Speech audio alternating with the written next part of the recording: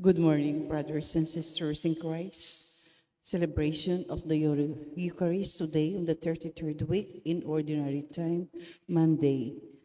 Let's include in our prayers the following intentions for the Thanksgiving of Richard and Chonayumul Ninfa Agapitoong, for the healing, good health, and speedy recovery of Felicidad Velasco, for the eternal repose of the souls of Jose Roman Jr., Sr., Jose Roman Jr., Antonio Iluminada, Juanita, and Alejandra, and our poor souls in purgatory.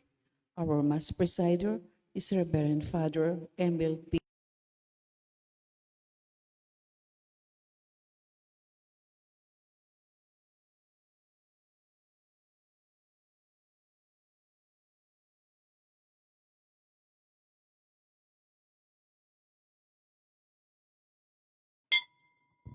Let's all rise and glorify the Lord by singing our entrance hymn.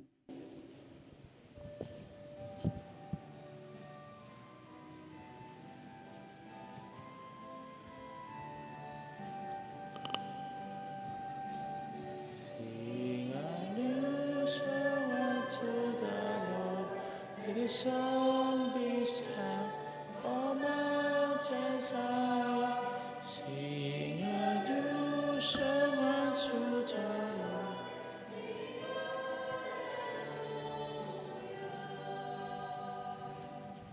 In the name of the Father, and the Son, and the Holy Spirit. Amen.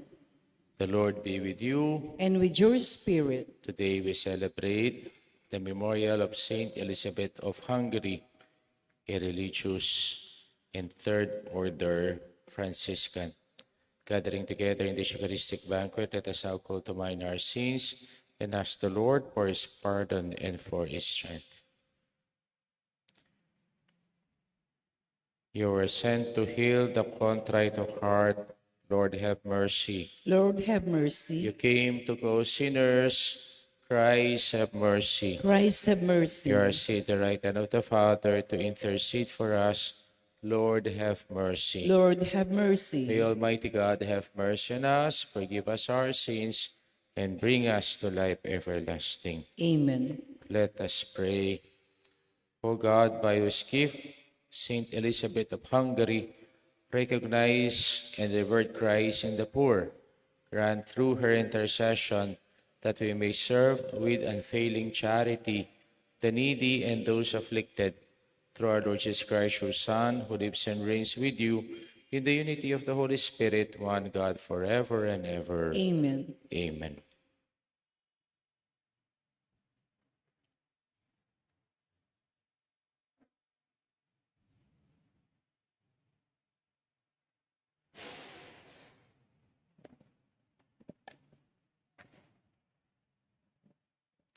A reading from the first letter of St. John. Beloved, we know that we have passed from the death because we love our brothers. Whoever does not love remains in death. Everyone who hates his brother is a murderer. And you know that anyone who is a murderer does not have eternal life remaining in him. The way we came to know love was that he laid down his life for us. So we ought to lay down our lives for our brothers. If someone who has worldly means sees a brother in need and refuses him compassion, how can the love of God remain in him? Children, let us love not in a word or speech, but in deed and truth. The word of the Lord. Thanks be to God. Responsorial Psalm. Let our response. I will bless the Lord at all times. I will bless the Lord. I will bless the Lord at all times. His praise shall be ever in my mouth. Let my soul glory in the Lord. The lonely will hear and be glad. I will bless the Lord at all times. Glorify the Lord with me. Let us together exalt his name.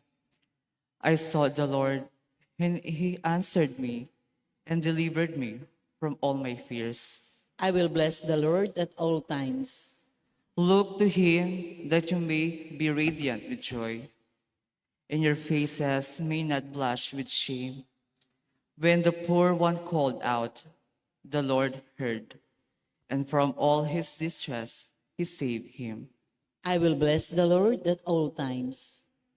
The angel of the Lord encamps around those who fear him and delivers them. Taste and see how good the Lord is. Blessed the man who take refuge in him. I will bless the Lord at all times. Fear the Lord, you his holy ones, for now is lacking to those who fear him. The great grow poor and hungry, but those who seek the Lord want for not good thing. I will bless the Lord at all times. Let's all rise and honor the Holy Gospel.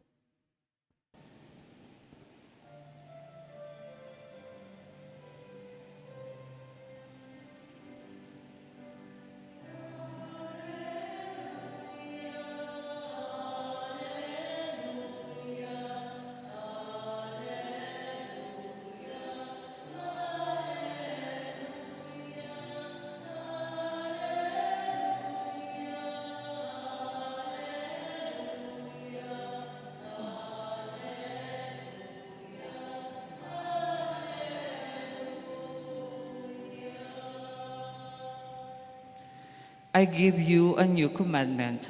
Love one another as I have loved you.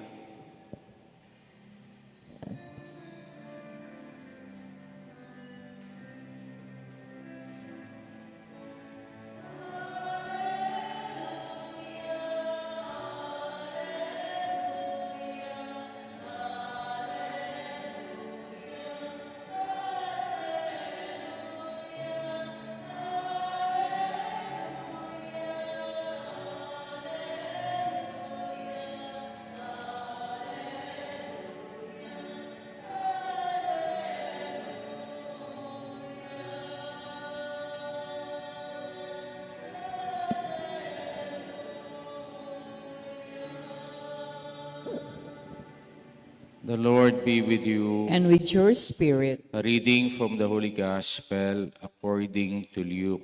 glory to you, O Lord. As Jesus approached Jericho, a blind man was sitting by the roadside begging.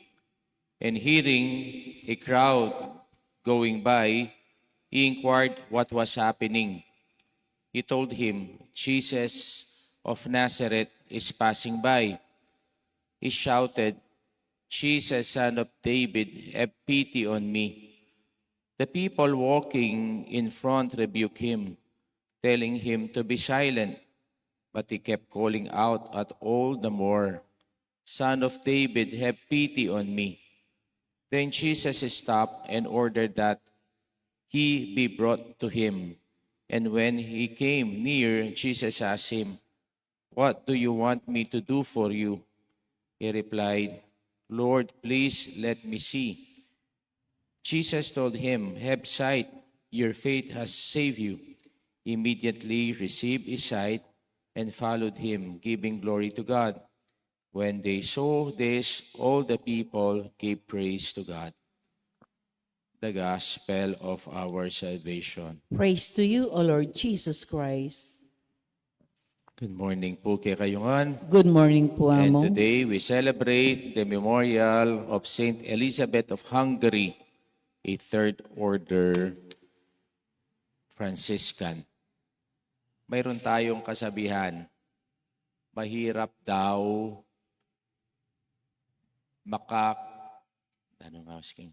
masakit kanu ing makaramdam kareng maklak.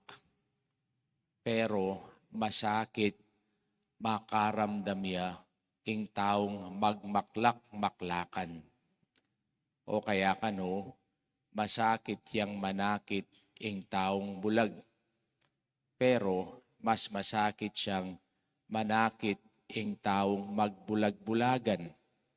O kaya masakit siya kanong gisingan ing taong matudtud. Pero masakit siyang gisingan ing taong magtudtud-tudturan. Ganito po natin nakikita yung gospel natin ngayon.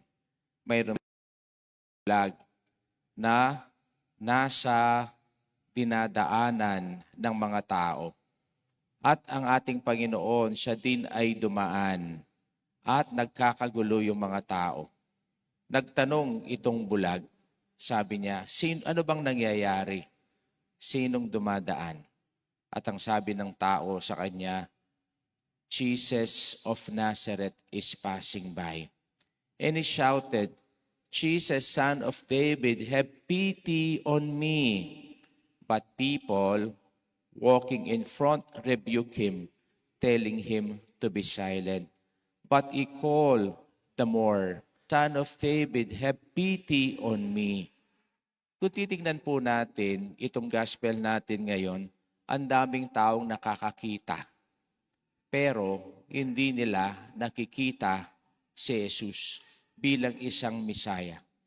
Dumadaan lang siya as an ordinary preacher, dumadaan lang siya as a ordinary, itinerant, miracle worker, pero hindi nila nakikita na siya ang ating talapagligtas. Pa itong bulag, nakita niya si Jesus hindi sa kanyang mata, kundi sa kanyang puso. Mayroon po tayong tinatawag na insight. Anong ibig sabihin ng insight? Yung nakikita mo si Jesus na gumagalaw sa iyo sa pamamagitan ng iyong puso. At yung insight na yon, yun po ang nagbibigay sa atin ng malaking pananampalataya sa atin. Sa panahon daw natin ngayon, ang mga tao hindi na insightful. Bakit? Kasi laging nasa social media na lang eh.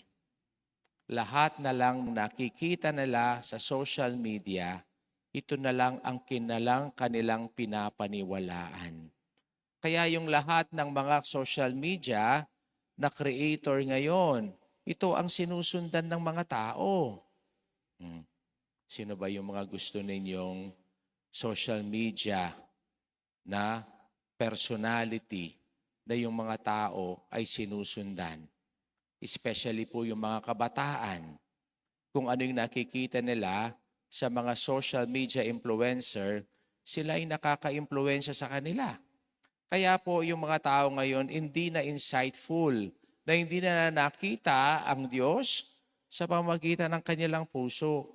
Kaya kung tignan natin, ito pong si Bartimeus na siya ay isang bulag. Kahit hindi niya nakikita si Jesus, anong sinabi niya? Jesus of Nazareth, Son of David, have pity on me. Kaya po totoo yung kasabihan na mahirap makakita ang bulag, pero mahirap makakita yung taong nagbulag-bulagan. Sa araw na ito, tayo po ay sineselebrate natin ang kapistahan ni Saint Elizabeth of Hungary. Siya po ay isang reyna doon sa Hungary. At siya ay naging balo at the age of 21. Pero hindi na siya nag-asawa. Pinalaki niya na lang ang kanyang mga anak.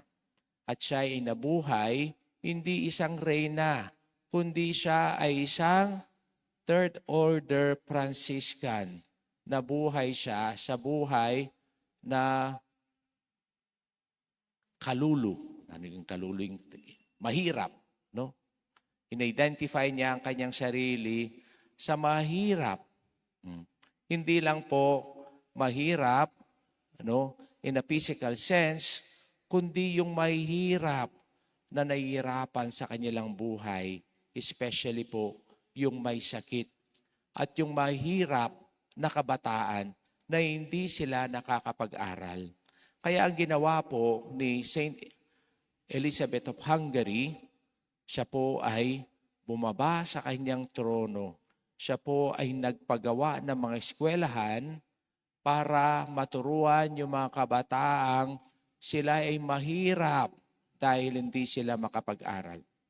Hindi lang yun, nagpagawa siya ng maraming hospital sa mga taong mahirap, nahihirapan sila sa kanilang mga sakit. At siya ay nagsilbi sa mga taong mahihirap. Siya ay bumaba para siya ay ang unang-unang tumulong sa mga mahirap na ito. Kaya kung titingnan natin, hindi po naging bulag si Saint Elizabeth of Hungary. Naging sensitive siya sa pangangailangan ng tao. Kaya sana tayo din, mayroon ba tayong insight? Yung insight na yon, yung mata ng ating puso, na nakikita natin ang ating Panginoon sa pamagitan ng ating panampalataya. Kaya tama yung kasabihan, oo, mahirap makakita ang bulag, pero mas mahirap makakita ang taong nagbulag-bulagan.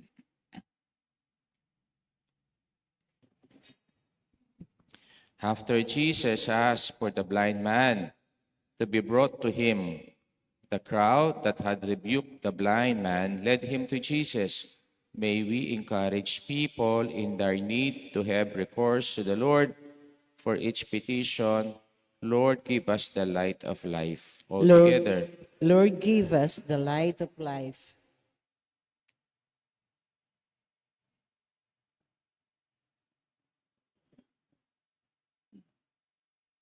May the church, the people of God, have empathy for the blind and the disabled and seek to help them in their difficulties.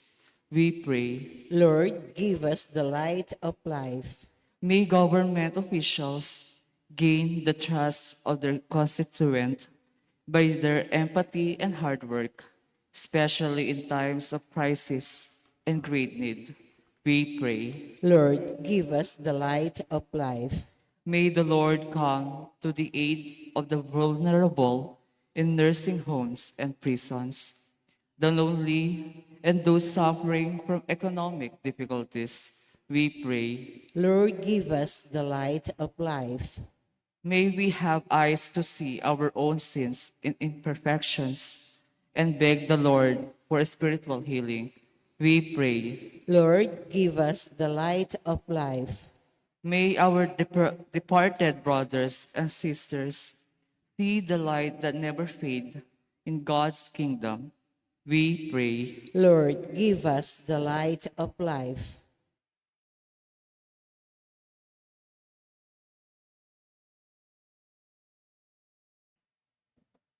For the thanksgiving and special intentions of Richard and Chona Yumol Nimpaka Pitoong, for the complete recovery of Felicidad Velasco, for the souls of Jose Roman Sr., Jr., Antonio Liminada, Juanita Leandra, let us pray to the Lord. Lord, give us the light of life. We pray for our personal intentions. Almighty Father, Jesus took pity on the blind man of Jericho and those who came to him for healing. May we go to you in our need, trusting that you will hear the cry of the poor. We ask this through Christ our Lord. Amen. Amen.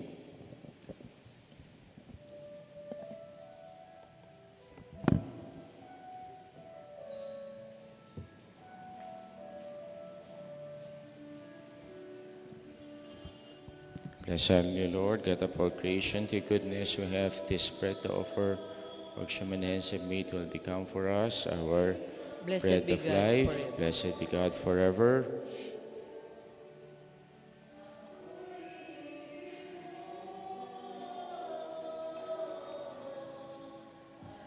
Blessed are you, Lord, God of all creation. To your goodness we have this wine to offer. Fruit of the vine which your hands have made will become for us our spiritual drink.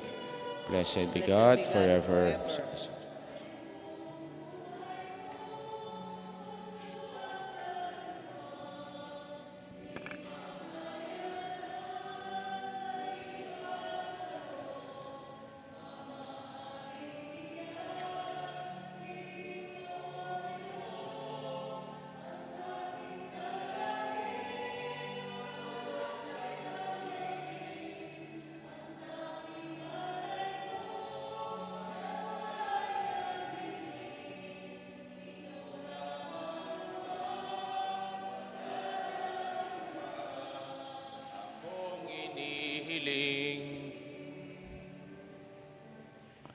Pray, my brothers and sisters, that my sacrifice and yours may be acceptable to God, the Almighty Father. May the Lord accept the sacrifice unto your hands for the praise and glory of his name, for our good and the good of all his holy church.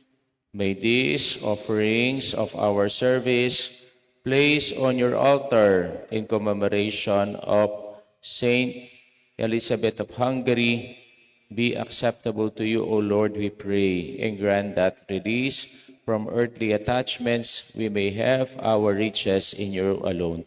Through Christ our Lord. Amen. The Lord be with you. And with your spirit, Lift up your hearts. we lift them up to the Lord. Let us give thanks to the Lord our God. It is right and It just. is truly right and just, our duty and our salvation, always and everywhere to give you thanks, Lord, Holy Father, Almighty and eternal God, for in the saint who consecrated themselves to Christ for the sake of the kingdom of heaven, is right to celebrate the wonder of pure providence, by which you call human nature back to its original holiness and bring it to experience on this earth the gifts of your promise in the new world to come.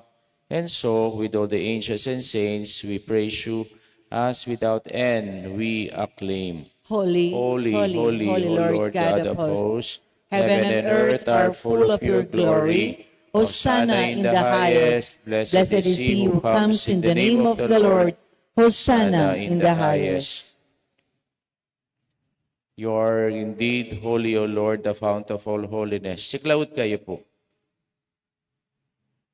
And make holy, therefore, these gifts, we pray, by sending down your Spirit upon them like the dewfall, so that they may become for us the body and blood of our Lord Jesus Christ. At the time he was betrayed and entered willingly into his passion, he took bread, giving thanks, broke it, gave it to his disciples, saying, "Take this, all of you, and eat of it, for this is my body, which will be given up for you."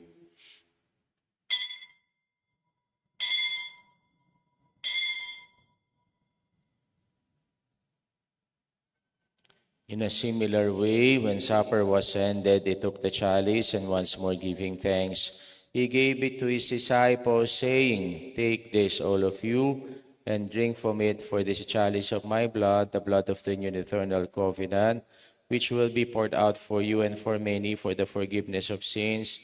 Do this in memory of me."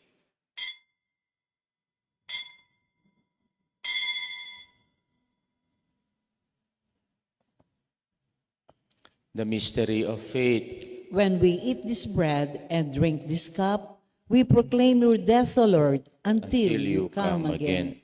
Therefore, as we celebrate the memorial of his death and resurrection, we offer you, Lord, the bread of life and the chalice of salvation, giving thanks that you have held us worthy to be in your presence and minister to you.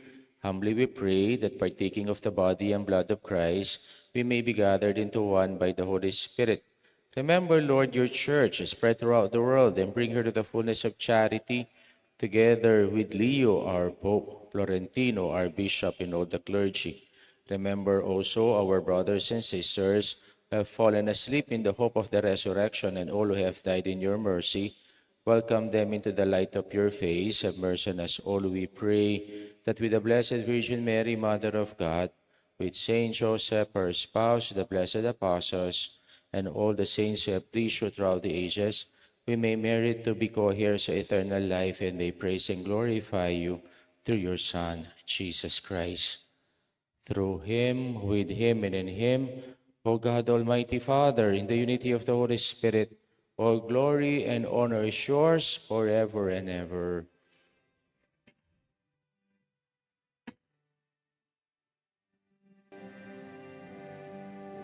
Amen. Amen. Amen.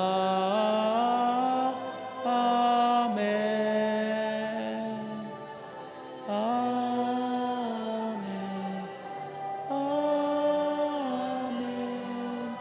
Amen.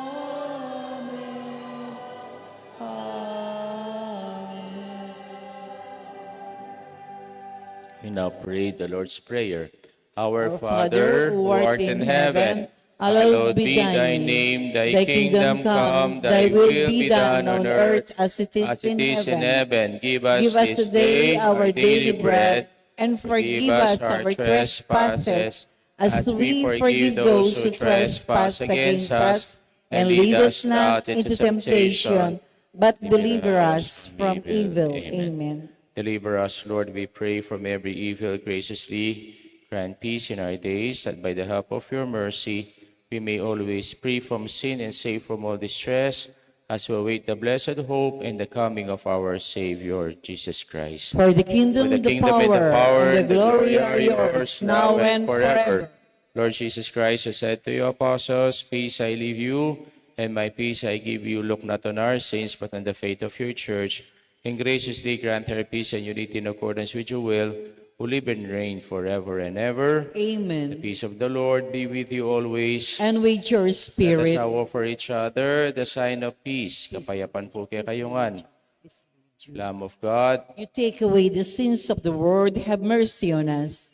Lamb of God, you take away the sins of the world, have mercy on us. Lamb of God, you take away the sins of the world, grant us peace.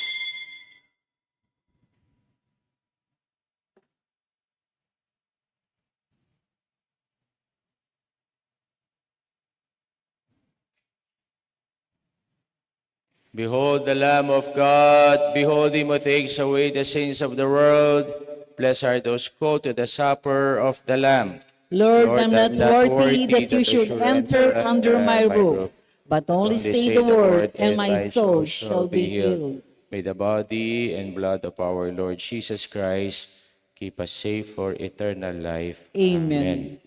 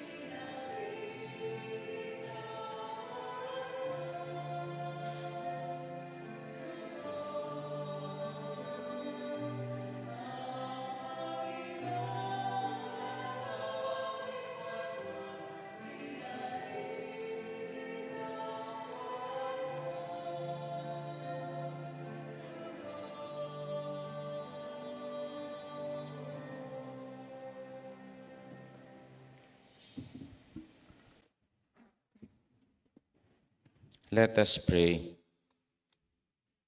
Grant, we pray, that we who are renewed by these sacred mysteries may follow the example of Saint Elizabeth of Hungary, who honored you with tireless devotion and by surpassing charity was of service to your people, through Christ our Lord. Amen. The Lord be with you. And with your spirit. The mighty God bless you, the Father, the Son, and the Holy Spirit. Amen. Mass been offered. Let us go in peace and to love and to serve the Lord. Thanks be to God. Good morning po Good kayo, morning everyone. po.